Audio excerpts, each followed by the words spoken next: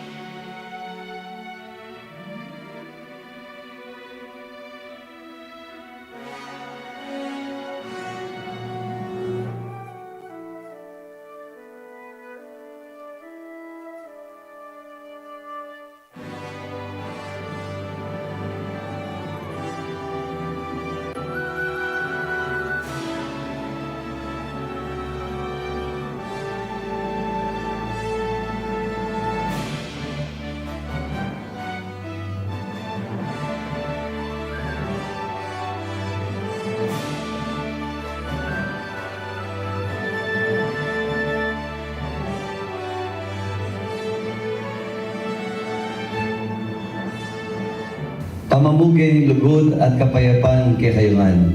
Ing Archdiocese ni San Fernando, pagmasosyane at gaganakan ing pangatatag na anting dioceses anyang December 11, 1948. Mikawaniya king Metropolitan Archdiocese of Manila. Kaya pong December 11, 2023, pagmasosyan tayo po ing jubileo ning Gracia. 75 years full of grace. Kitman nakatamo po ning grasya ning Diyos, uling karing nakalabagi, kikatamong aranasan bilang neto nga dioceses, mumuna ing regalo ning bukasyon. Kasalukuyan atin tamo pong 5 obispo, amenibat po kay King Pampanga. Kaibat atin tamo pong 144 active priests. At kayo pong daratang do, atinta naman pong ma-orden diakono at eventually maging parila po. Ing pangadwa, din kikatapong mga sipag alay ko. At din kikatapong mga sipag alay ko, dahil na po gagampan ng obra at misyon king kikatapong Archdiocese. Nitong po karenta, yapin po yung pangatatag ng Basic Ecclesial Community. Pangatlo, din kikatamong programa para ka rin maluka. Ing kikatamong Archdiocese, talagang didinanay pong focus, ing kikatamong lugod at masabal para kayong pakakalulo. Inyatin tamo pong Social Action Center o Pampanga at bala pong parokya at ina pong miyaylo ang programa para ka rin pakakalulo. Ing pangapat, ing kikatamong matinding lugod, ing Birhen Maria at iti po akakita ing kikatang debosyon king Cruzada, ing Birhen de los Remedios, kayang tabi ng kiyang anak, Isanto Cristo del Perdon. At ing pangalima, yapin po ing kikatamo pong educational system, alayong mamorma, karing kikatamong kailangan, kayang tabi na po din na iluwang universidad at Catholic institutions kay ni King Pampanga. Ngayon po, mong saya at nilalaba puso, pagkandaman tayo po ing laman ng balang puso, ding Kapampangan, ing kantang 75 years full of grace.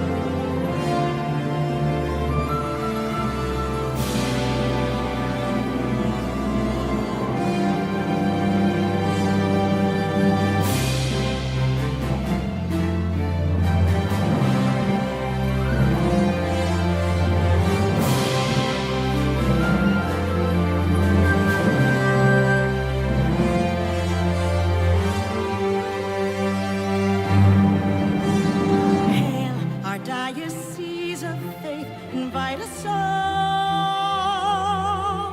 Let our faith be steadfast and stand tall, braving the tests of time and tide, with Mary our mother by our side. In God's will we abide.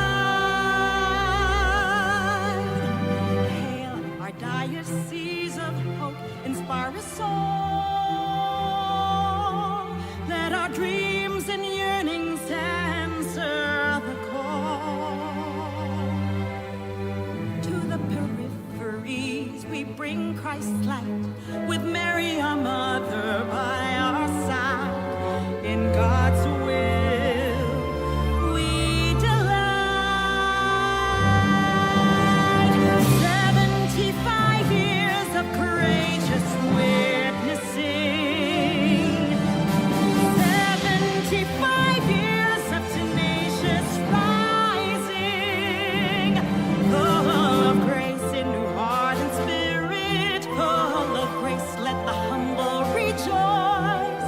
Lord of pardon and charity, thank you for these fruitful years, full of grace.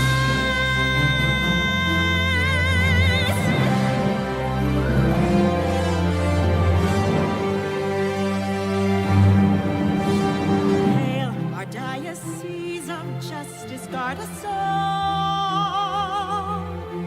Let us enable justice as the river rolls, fostering dignity and harmony, with Mary our mother by our side. In God's will it will be. Hail our diocese of charity, urge us all.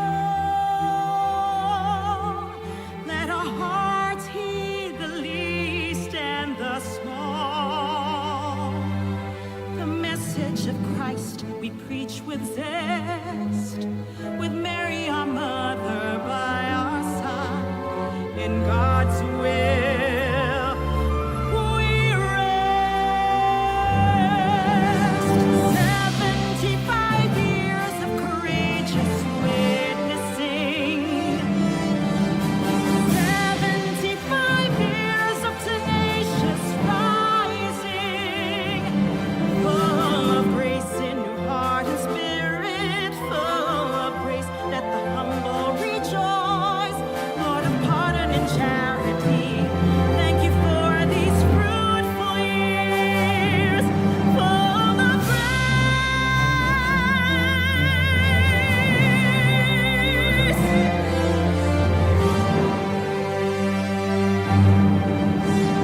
Hail our diocese, our family, bind us all.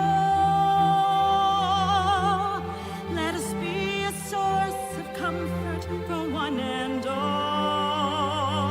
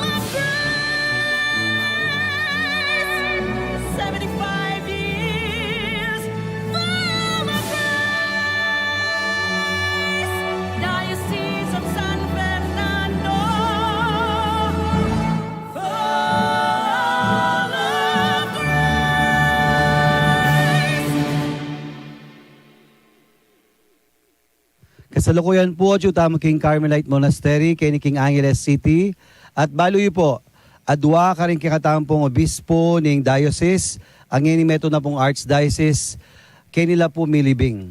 Ing mumuna, mi talagaya po meto nga obispo, anya pong May 14, 1949, i Pope Pius XII, gawa niya pong obispo i Cesar Maria Rodriguez Guerrero. Meg niya pong obispo na ning Diocese of San Fernando. At meteya po, anya pong March 27, 1961. Ing pangadwa, iyapin po Emilio Abrera Sinense, meging obispo niya po ning Diocese of San Fernando, anya pong March 15, 1957. Talaga niya naman pong Pope Pius XII. At meteya po, anya pong May 5, 1978. At kilalanan tala po, din kikatamo pong madre, makipagkwento tamo po karela, pakibaluan tamo po, nano po yung bilang meto nga madre, kay ni po King Carmelite Monastery. Maya pa bengi po kay kayungan, kaluguran ming kakrusada, masaya tamo po at magrasya, ngini pong kabengyan, uling ding kaya beta mo po, elang po metong la pong grupo, metong la pong kongregasyon, at aliwang-aliwa po din pong ausan tamo pong Carmelite nuns. Kasi tamo po ngayon king monasteryo na po ng Carmelite. Kaya maya pa bengi po, magandang gabi po sa inyo, mga sisters. Good evening po. Meron po tayong mic na po, pwede na po natin gamitin. Alam niyo po, I am truly blessed. Tapos feeling ko po, privileged po ako kasi not everybody can see our dear sisters nandito po. Magandang gabi po ulit, sisters. Magandang gabi po, Father. Sister, parang natatense po akong natatakot na ewan kasi po, ngayon lang po ako nakakita lang. Kasi po dati po nakikita lang namin kayo sa altar, ano po, sa side ng altar. Pero ngayon po, tayo po yung unang makakita sa kanila. Kaya magrasya po tayo.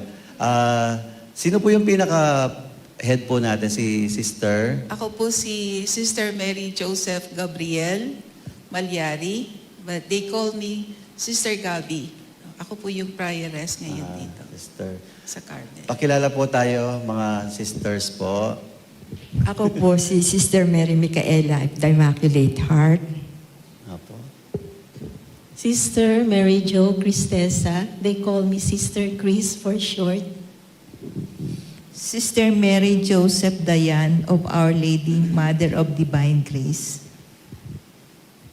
Ako po si Sister Mary Teresa Rafaeli of the Holy Spirit.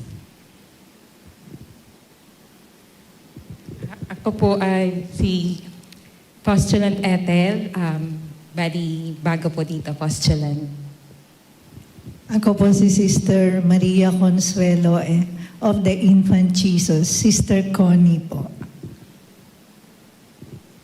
Ako po si Sister Mary Genevieve.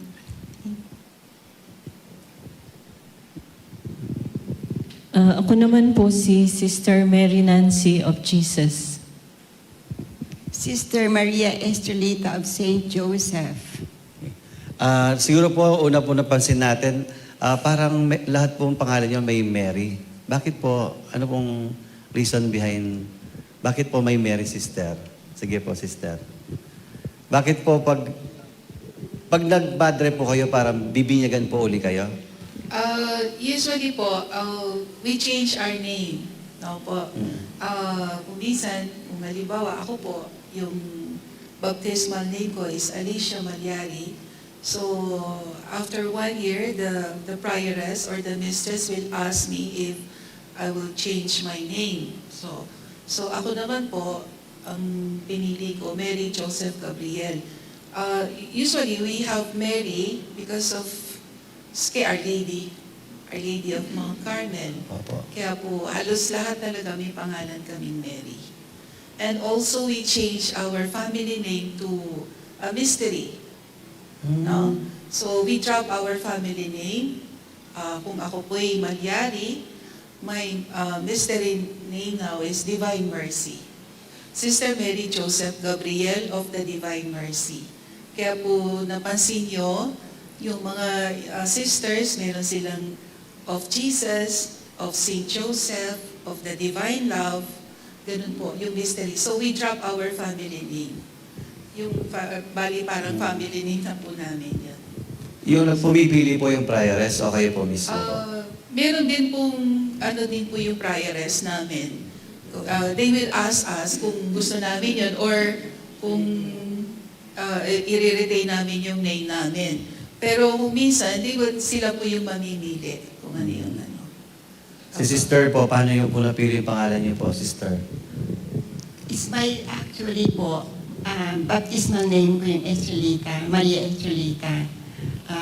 And then Saint Joseph, I realized I want to have Saint Joseph as my patron saint because of his silence in the scriptures. And then the important role that he had with Mary and Joseph, the guardian of the Holy Family, as well as the church. The church, no? Actually, it's that, no. I mean, I wanted to imitate his hidden life, no? He was so hidden, no? As we see it in the scriptures, hindi man siya nagsalita, except probably there was none really actually, no? The angel came, and then even speaking with Our Lady, there was none. No, there was none. No. It seems, if I'm right, no, probably it is like that. No, it's something that struck me, no, that he was so silent, and our vocation is to have silence, to be in solitude, to pray like that. So it was like that, no? Why I have chosen Saint Joseph. Pero collectively po, ano pong tawag po sa atin? Yung congregation po natin.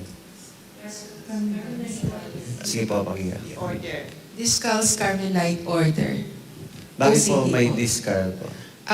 Discalced kami po yung under the reform ni Santa Teresa de Avila. Before po kasi Cals, o yung mga Carmelite sisters before, no? Nung time ni Santa Teresa, siya po yung lumipat. Parang ni-reform niya po yung Carmel. So, yun po yung isang factor. Kaya naging discalced kami. Ang ibig sabihin po ng discalced is no sandals. No shoes. No shoes. No shoes. Oo, no shoes. Parang Kaya discalced. Pero ano po doon ay reform. Parang symbolically parang you will Symbolic. leave everything para Yes. kung gano'n. Tapos sister, paano po yung pagpasok sa pagmamadre? Anyone po, si sister, sige po.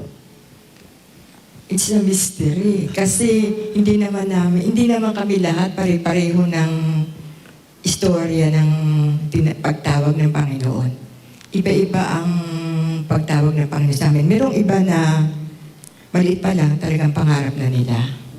In my case, hindi ko pangarap. Kung tutuusin, parang hindi man ibinigay ni Lord lahat ang mga gusto ko. So, magaling si Lord kung may plano siya sa buhay mo. May paraan siya kung paano kanya tatawagin. So, ang sa akin, I finished my study, then dumating sa point na hindi ako masaya. Parang may hinahanap ako, pero hindi ko alam kung ano yun. I just pray to Our Lady of Perpetual Help every Wednesday, asking her na to help me to know what her son wants for me. And whatever it is, I will accept because I know I will be happy. Pero at that time, hindi ko nararamdaman na meron akong bukasyon. Unti-unti lang yan. When I surrender to the will of God, then parang the door of opportunity opens to me. Hindi ko man alam na may contemplative, hindi ko rin alam na may active, hindi ko rin alam kung saan ako pupunta. But then, God will guide you where to go. Yun lang sa aking nakita na when you surrender, God will open the door of opportunity. And when I promise that I will accept whatever it is, because I believe I will be happy on what God wants for me. Opo. Pero kunwari po kayo po, mga sisters po, nagtapos po kayo ng college, tapos papasok po dito. Yung po, opo. Opo, lahat po kami. Kasi yun po ang requirements college graduate. College graduate. Dapat po 4-year graduate po. 4 Opo. years po. 4-year course May po. 4 years, may 2 years. Not necessarily na yung at least may 2-year course yan. No, nakatapos siya ng high school. No? Minsan may mga yung pumapasok dito 2 years lang yung college nila, and we accept it also. Pagdating po dito, yung pag-aaral nun, dito rin po nangyayari. Yung formation Formation po namin, oo, dito sa loob, yung formation. So, kung halimbawa may mag-a-apply po, ang initial po namin is yung aspirancy, no? Aspirancy, and then postulant. Ito pong mga naka-white and Opo. brown, sila po yung postulant namin. No? Ilang years po yung aspirancy? 1 year. 1 year. Tapos po, Postulant po 1 year. 1 year. Excuse me. And then, novice is Novice. 2 years, 1 year canonical. Tapos po, yung for temporary, 5 years. No? 5 years.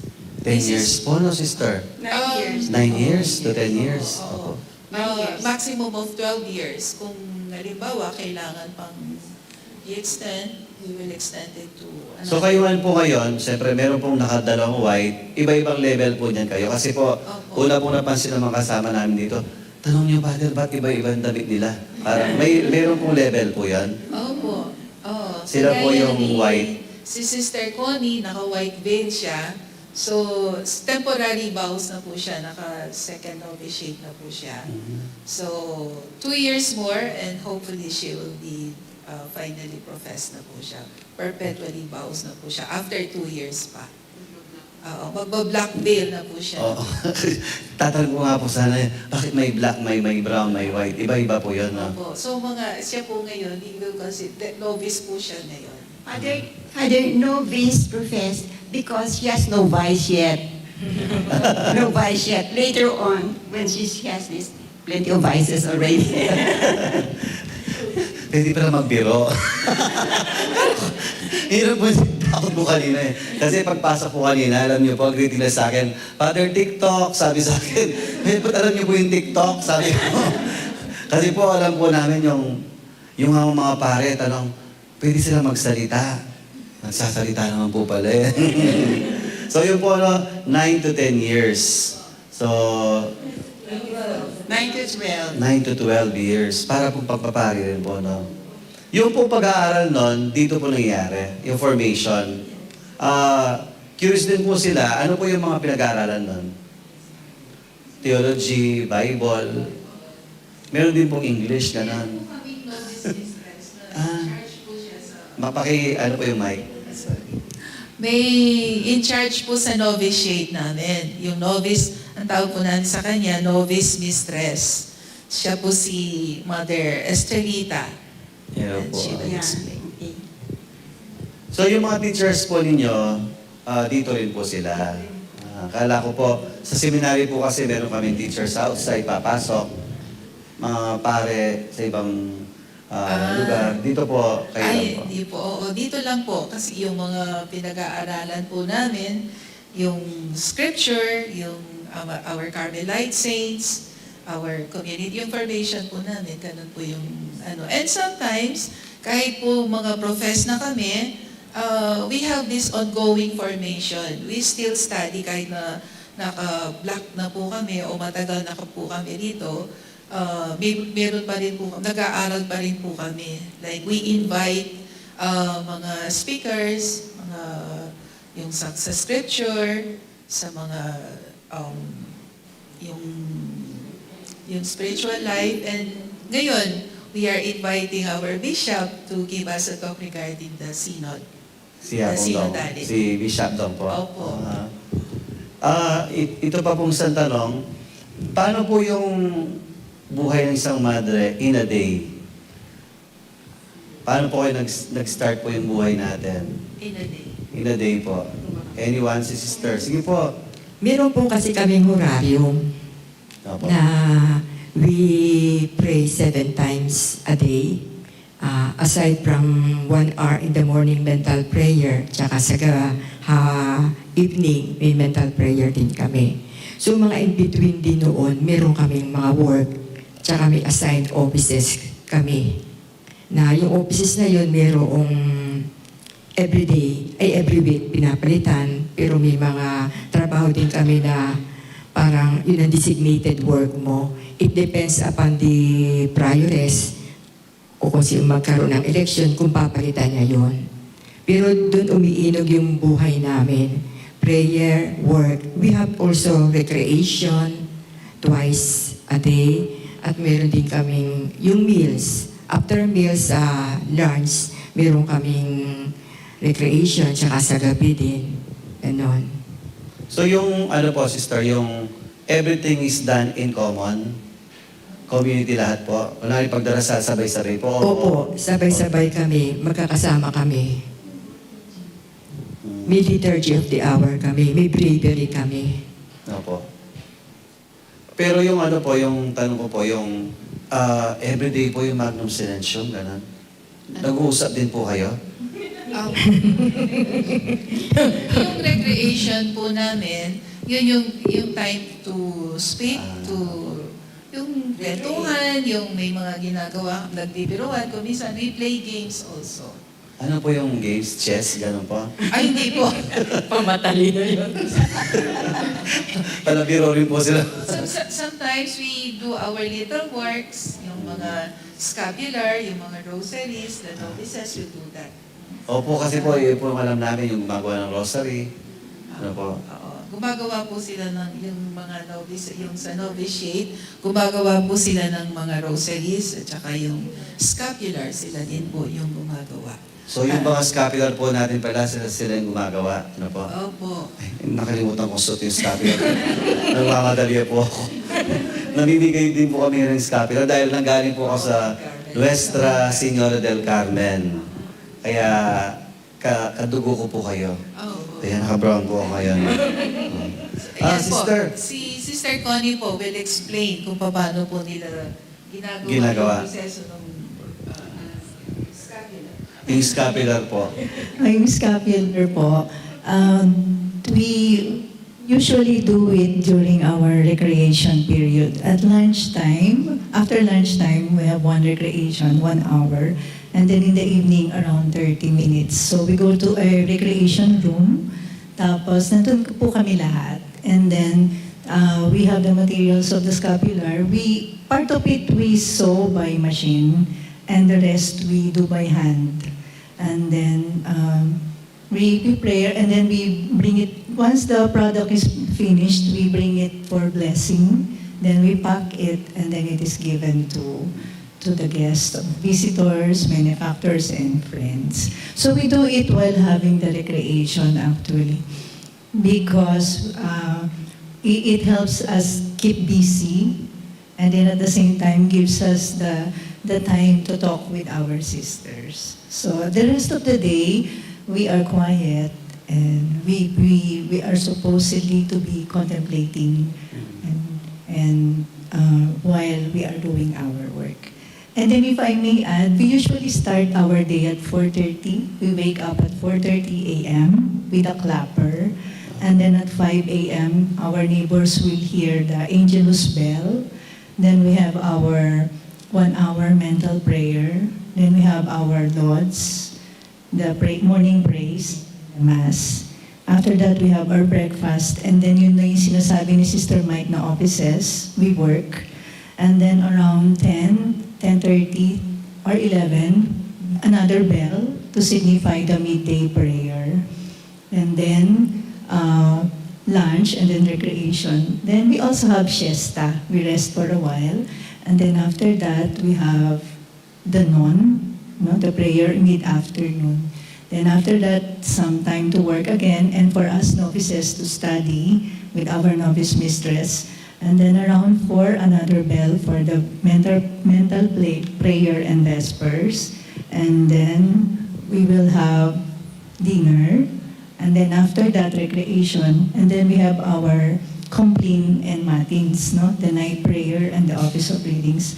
And we usually end our day around 8:25, no? When we can already retire, not necessarily to sleep at once, but to keep, we have what we call the grand silence structure. So after the end of the prayer at night, the last prayer, we keep quiet. Nobody talks with each other because the idea is to spend the night for a more intense prayer and communion with the Lord. And then the grand silence ends after the with the morning prayer in the morning na po. Yan. Ganun po yung isang araw, no po? Pagdarasal, konting kain, tapos po yung silence. Pero, sino po yung nagluluto? Kayo rin po, may naka-assign. Mother, sino po nagluluto? We hired, meron po kaming cook naman. And then there is a sister who is guiding the cook. Like that. Sometimes we help too, no? But generally we have the cook for our meals. That's all. So, yun po yung buhay ng mga mother in a day. So, kaya pala contemplative po, no po? Kanina may nabanggit po si sister, may active, may contemplative. Kayo po, contemplative. Ano po yung difference ng active at saka contemplative? Para po malaman po ng nakikinig natin at saka nanonood. Sister? Yung active kasi meron silang apostolate, like yung school, They can go out po, no? they can go out, tsaka yung may hospital din sila, no? Nag-aano sila. Pero sa amin, dito lang kami. We don't go out. Except kung may mga kailangan punta sa ospital or check-up, yun, lalabas kami. And sometimes, kung, like for instance ngayon, wala na kaming extern sisters. Sometimes we do the groceries also. Or we placed orders para dun sa yung errand boy namin, siya po yung mamimili ng mga groceries namin. Pero yun, as much as possible, dito lang po talaga kami. We don't go out. Sister, how are you connected with the Archdiocese? Kasi po, alam nyo, once a month, nandito po yung bishop natin, o every Monday? First Monday of the month. Opo, dito po siya nagdarasal, kasama po ng mga sisters natin. Ay, hindi po, bawal. Sorry. Hindi pala. Nakaseparate naman po. Kala ko po, nagkukumpisal kayo. Hindi po, Siya po nagdadasal din po siya, naka-recollection din po siya. Meron pong guest house kami sa mga pare dito sa taas. So, nandyan po siya, whole day po siya. After that, after ng recollection niya, 4 p.m., we will have mass, private mass. Kasama po siya. Kasama po siya. Opo. Kanina po nabanggit ni sister, meron kayong masa umaga. Sino po nabibisa ng sister? Iba-iba po.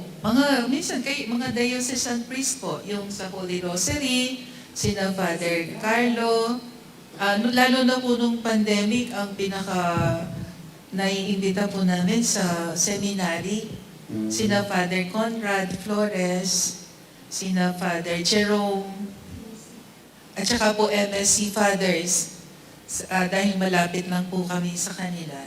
Kaya sila po yung... Pwede po ako magbisa dito? Pwede po, pwede. Kala ko may qualification. Wala naman po.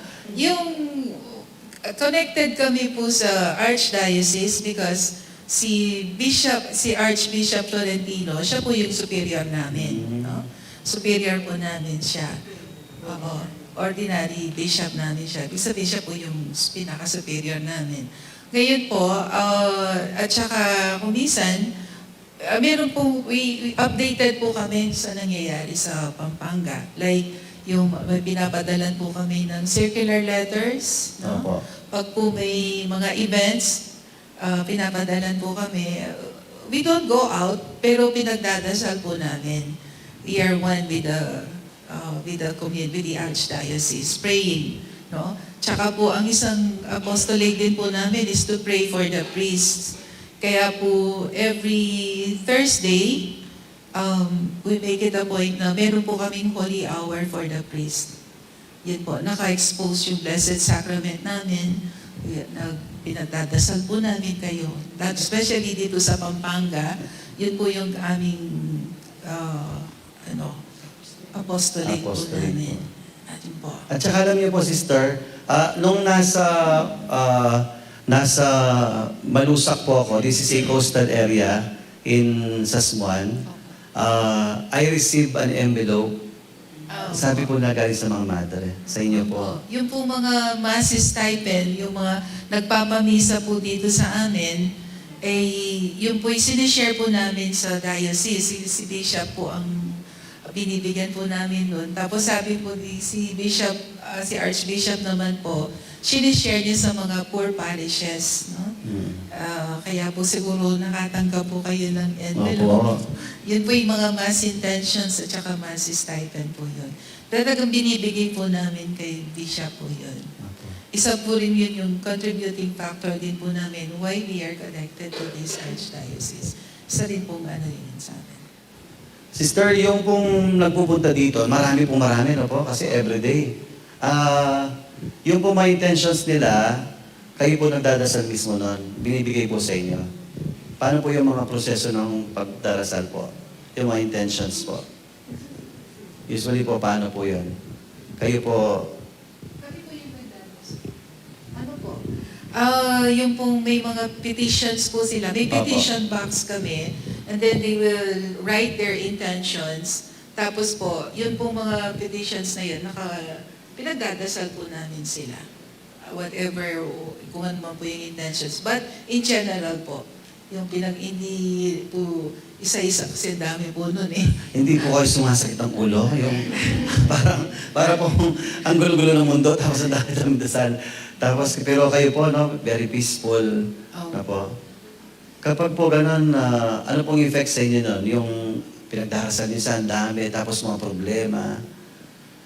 Siyempre po, naawa din po kami. No? Kasi lalo na yung mga may problema sa asawa o kaya yung may mga sakit.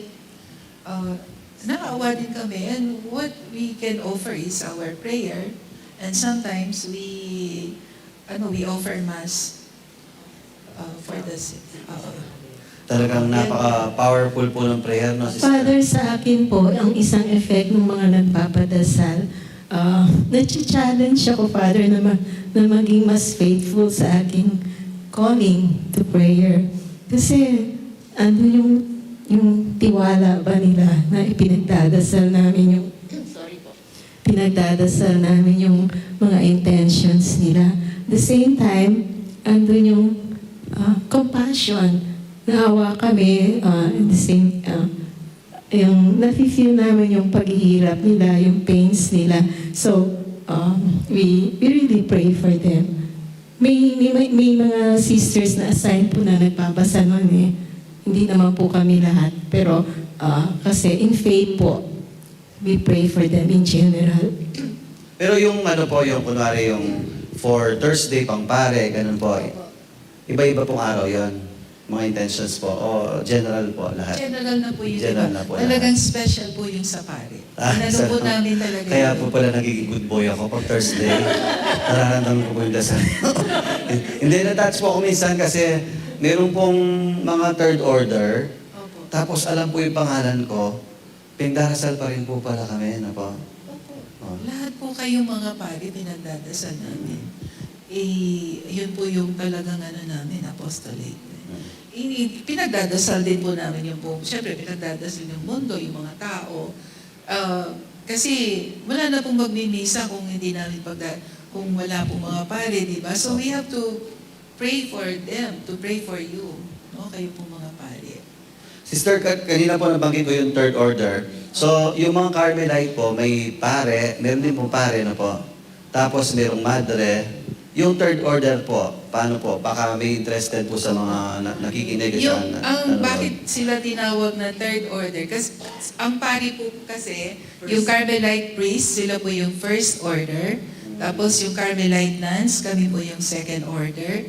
Sila yung mga lay, yung mga secular Carmelites, sila po yung third order. So yung formation din po nila, alos pareho din ang formation namin. Meron din po silang postulants, no, may postulant, may novitiate, meron din pong perpetual vows din po sila, ganyan. Perpetual promise pala yun sa kanila. Oo. So, Yung compradia po, po, compradia po, parang compradia. confraternity. Confraternity. Iba naman po yung sa confraternity. Sister. Lifeline. Yung confraternity po, sige. Yung confraternity po, kasi yung mga priest, no? Yung priest religious Carmelite. Ngayon, mayroong mga ibang priest, secular, diocesan, na interested also to practice the spirituality of Carmel, which is prayer. So, more intimate union with God. So sila, meron pong priest na in charge sa kanila, si Father Paulo, and they are placed for a little formation, orientation, gano'n, and then they are also given the scapular, the habit of the order, confraternity sila, of priest na for Carmel, Our Lady of Mount Carmel. So they can also wear the habit. They also get the traditional mantle, the cream cloth that is placed over the habit of the priest. So para silang Carmelite, pero at the same time, they don't have to leave the diocesan practice nila, or preaching nila. Tapos, yung mga lay, meron din confraternity. Hindi sila third order na naka-affiliate directly to the Carmelite order, pero sila, mga tao na would like to be placed under the protection of Our Lady of Mount Carmel. So para lang silang church organization. Tapos they will have Our Lady of Mount Carmel as their protectress. Tapos they pray to her, they make the novena to her. Some of them, they would wear the scapular also over their cloth kapag nagmimisa sila. Tapos yung iba, if they want, they can promise to wear brown cloth, pero not necessarily required of them. Yun, parang church organization. So yung po mga parishioners namin, pwedeng maging member ng third order at saka yung confraternity. Confraternity. Opo. Yung pong confraternity, meron din po silang formation. Meron din po silang instruction, no? Yung Carmelite spirituality, they have to know that also. Meron din pong pumapasok na mga bishop sa third order. Recently ka before si Monsignor Diaz, diba? Third order siya. So, welcome na po para everybody na po. Ngayon po si Bishop Arguelles, at saka po yung military bishop, nag-member po sila nung confraternity. Opo. That's Confraternity July of Mount Carmel po. Opo. So, pwede po pala lahat tayo maging member ng confraternity. Ano po? Ngayon po, sister, siyempre, lahat po tayo, kahit po nasa kumbento na kayo, kahit away po kayo sa mundo, pero pinagdarasan nyo kami, mayroong mga struggles din bilang mga madre, siyempre. Ano po yung mga struggles natin po? Opo, may mga struggles din po kami. Siyempre, kung halimbawa po yung nangyayari sa pamilya mo, no? Hindi ka naman po makakalabas kung halimbawa may problema yung pamilya mo. Hindi mo naman sila pwedeng puntahan to console them or to talk to them. Yun lang po yung yung kailangan mo lang gawin is to pray for them. And that is a struggle for us, no? Tsaka po siyempre yung community life, we are still human after all. No? Opo. We are broken, may mga weaknesses, nakakulong kami rito, hindi po biro-biro yung enclosed life, no? iba-iba yung upbringing, no? Yung formation mo sa bahay, yung culture nyo sa bahay, lalo na hindi po kami pare-parehong Kapampangan. May mga Ilocano sa amin, may mga Bisaya, may mga Ilongga. International po kami. International. Tapos, ilan po yung Kapampangan dito po? Po? Dalawa po yung Kapampangan na po. Opo, yeah. Ako po, tsaka po si si Ethel, postulant po namin. Sa prayer life po, struggle din po siguro, no? Kapag kunwari yung, siguro po, nababagot din. Yung meron time po kasi na, halimbawa, yung sa silent prayer, no? May struggle din po yun kasi kung minsan distracted ka. You have to focus yung dapat mag-focus ka kay Lord, no? Yung kailangan ng pananahimik. Kung minsan, parang dahil may trial ka, kung minsan hindi ka makapagdasal. So, yun, struggle po yun. Nabanggit niyo po yung family kasi isa sa mga tanong po ng mga kapatid po natin nanonood at saka nakikinig. Kunwari po sa bahay, kailan po tayo umuwi? Nakakauwi pa po ba kayo? Sister po. Nakakauwi naman po kami, lalo yung parents ko, like for myself, yung parents ko nagkasakit, tapos namatay yung father ko, allowed naman kaming umuwi. A day lang po, ganun? O meron pong depende po? Depende po sa... Depende sa case. Allowed naman kaming umuwi kung may sakit, lalong-lalo na kung namatay pa yung parents or your brothers. Allowed kami. Kapag kayo naman po nagkakasakit, dito rin po. Opo. Mm-mm. Ako minsan pag hindi kaya dito, sa ospital, nako-confine din po kami sa ospital, no? Kailan po kayo pwedeng lumabas? Kunwari, emergency cases lang po, ano po? Opo. Meron din pong seminar, no? Halimbawa, yung General Assembly, may mga General Assembly yung mga prioresses. So, yung prioress lalabas. May mga seminars, yung mga sisters, yung sa ongoing formation, lalabas din po sila. Under the order po yun, yung formation na yun. So, lalabas din po sila. Ngayon po, 100 year, magse-celebrate kami ng 100 years ng Carmel, no? So, sa Haro, 5 po kaming pupunta doon to attend the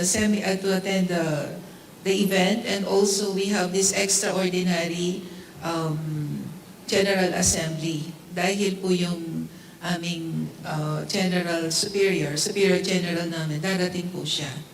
No, we have this conference. Opo. Pero you can join the community, yung public, hindi po, ano? Hindi po. So yung airplane niyo po, private? Hindi. Pwede naman. Pasensya na po, no? Curious lang po ako. Hindi po, kasama po namin. Pwede naman po. Pero silence po, no? Yung talagang, hindi naman. Pag po nasa labas kami, syempre hindi naman po kailangan yung parang tahimik kami, ganun. Parang normal pa rin po. Nakikipagkwentuhan din po kami. Oo.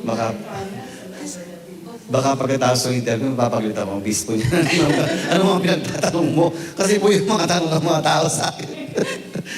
Tapos ito pa po, ano po kayo magagalit, no? Saan po kayo nililibing po yung mga madre? Yung mga Carmelite? Meron po kaming cemetery sa loob. Sa loob po? Opo. Kasi po, ito na yung mundo namin. nakwento ko yung sister kanina, noon pong nasa AUF po ako bilang isang campus minister, nagmisa po ako noon dito, may isang mother na namatay, yung 100 years old po atay mother. Si Mother Angelina po. Isa po siya sa foundress dito sa Angeles Carmel. No? Kaya po dito siya nailibing. I'm sorry, dito po siya, yung vigil, no? Nag-vigil po kami sa kanya. Kasi nandito rin po yung family niya, sina mga Lasatin family, yung sina Chinbiki Lasatin, sina Tarzan po, buhay pa po nun si Tarzan. So, nag-ano po sila, nag-wake din po sila dito. Tsaka po, syempre, parang ito po yung first house. So, parang inano din po namin na dito po siya, kahit yung wake lang, dito po siya. Tsaka dito po siya namatay.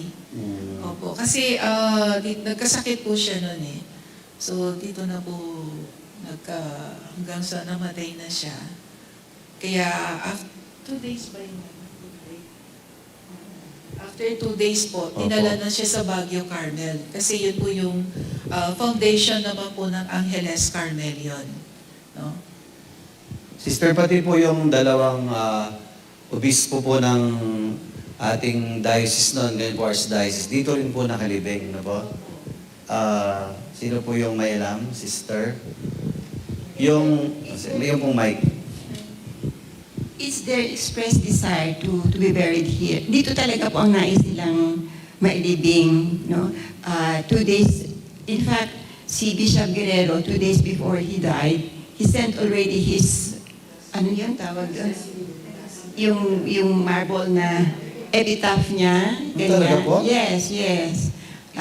Because it's their desire, because they want the sisters to pray for them. In fact, Monsignor Guerrero had asked us, no, that from then on, he gave us he gave us some money, of course, no, that and then his only desire is for us to say mass for himself and for his deceased relatives. It's a perpetual masses that we have for him, and he has given us his anniversary of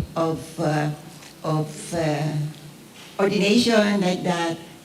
Those days, special days for him and for his deceased relatives. Because of course anybody, would have desired that the sisters would be praying for them. No, so it was their desire. And then Bishop Sinense, he wanted to be buried with his comrade, like that. And also to pray, to pray. His mentor, he'd say, And then para ipagdasal talaga ang mga madre. Tiwala nila sa mga dasal ng mga madre, which would say na, di man namin deserving, but God's mercy is there, Ngayon po siguro, sister, because we are celebrating 75 years, yung anniversary po ng ating diocese, yung tema po natin, full of grace.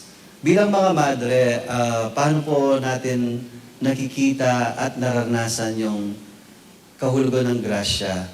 Lalo na po kayo, nandito po kayo sa loob, nagdarasal. How do you define grace in your life bilang mga madre po? Sige po, sister.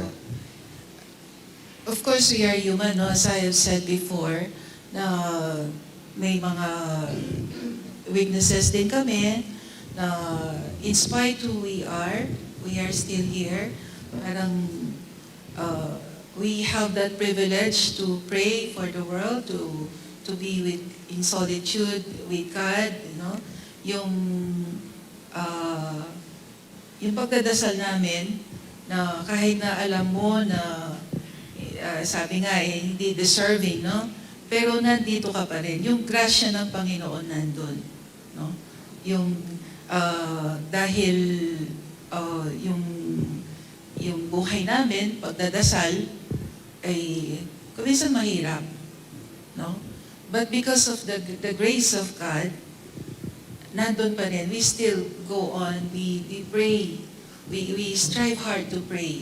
Lalo na po ngayon sa nangyayari ngayon, like Israel, Yung giyera ngayon na nangyayari, hindi lang sa Ukraine, ngayon sa Israel naman po.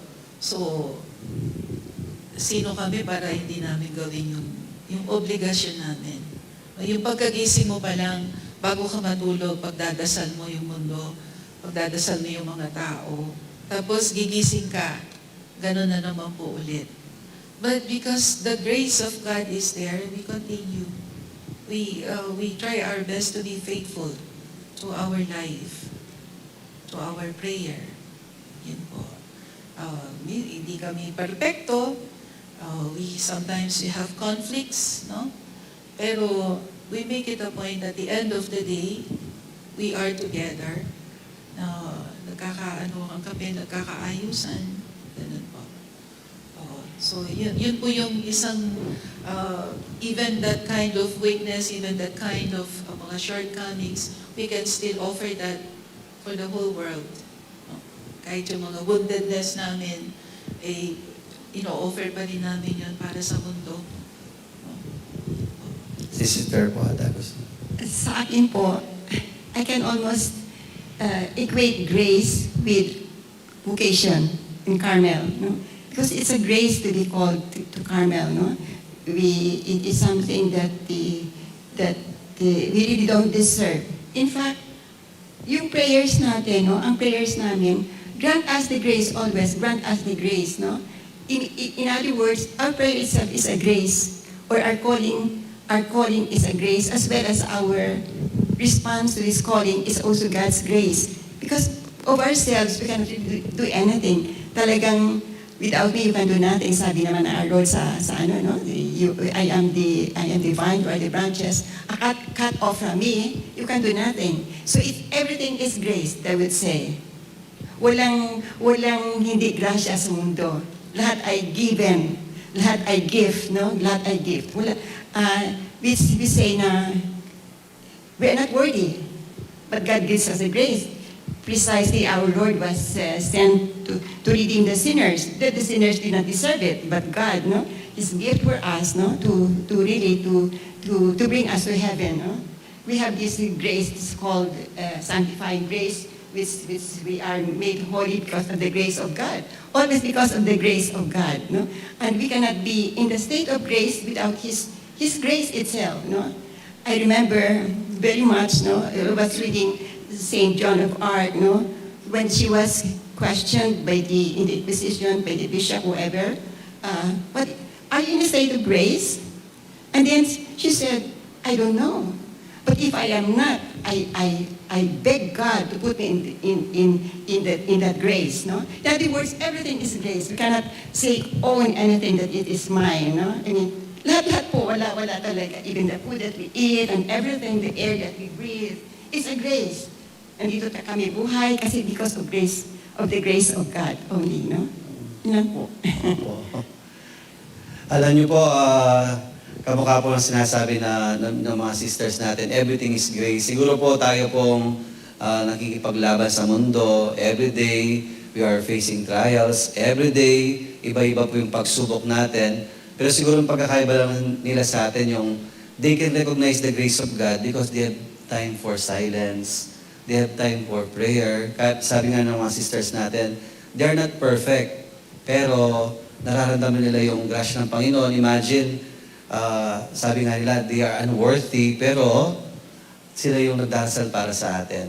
Siguro po, finally po, vocation campaign po para sa ating mga nanonood, sister. Mag-invite po tayo para tumami po yung mga madre natin. Question and Eloisa, kayo po mga nakikinig dyan, hindi pa uli ang lahat. No? At lahat may panahon sa Panginoon kung nararamdaman nyo na mahal kayo ng Panginoon at andun ang pagnanais na maging kaisa niya sa pagdarasal. Pasok po kayo sa Carmel. Until now, I'm still in awe. Kasi po, parang I feel so blessed and privileged na makausap po yung mga madre natin na sila po yung darasal para sa atin. Kumbaga, pumupunta po tayo sa Carmelite monastery, iniwan po natin yung mga dasal natin, tapos we are not even sure kung God will grant them. We question God, sometimes we question ourselves, tapos iwan lahat natin yung prayer natin sa kanila. Pero tapos sila na yung magbubuhat. Sila rin bahala. No po, kaya maraming salamat po mga sisters. We are so privileged na nakapag-guest po sila, tapos nakita pa natin sila. No po, nakita pa natin sila. Kaya yung mga kamag-anak po nila, ito na po yung mga kamag-anak nila dito. I-memorize yung mga mukha nila kasi po sila po yung nagdarasal para sa atin. These are the many faces of Jesus. Kaya maraming salamat po mga sisters. Maraming salamat din po, Father. No? Isang karangalan din po na interview nyo rin kami. At least yung mga taong curious. Curious no? po, no? So, I hope we answered very well your questions. No? Na ano po namin. At saka, rest assured, we are praying for you all.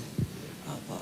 Usually, I say the final blessing or prayer. Sister, can you lead us with a simple prayer for all our viewers, tsaka mga nanonood, tsaka nakikinig?